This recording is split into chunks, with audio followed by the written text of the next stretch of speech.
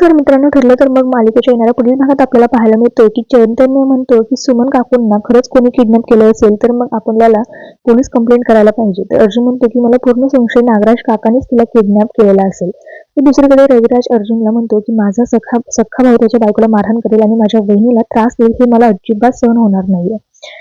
तुला जे करायचे ते करू शकतो. त्यानंतर अर्जुन लगेच इन्स्पेक्टर साहेबांना फोन करतो आणि अर्जुन जो आहे तो लगेच 4-5 तासांपासून माझी काकू सुमन बेपत्ता आहे.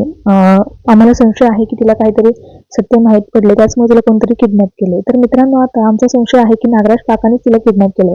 तर आता अर्जुनने त्याची नागराज विरोधात कंप्लेंट केलेली असते. त्यानंतर पोलीस त्याचा शोध घेऊ लागतात. तर इकडे सायली आता सगळ्यांना सांगू लागते की सुमन काकूंना खूप मोठं सत्य माहिती पडलं होतं.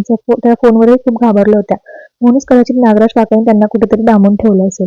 आपल्याला त्यांना लवकरात लवकर शोधावं लागेल. तर मित्रांनो, आता सायली आणि अर्जुन सुमनला शोधू शकतील का हे पाहणं खूप रंजक असणार आहे.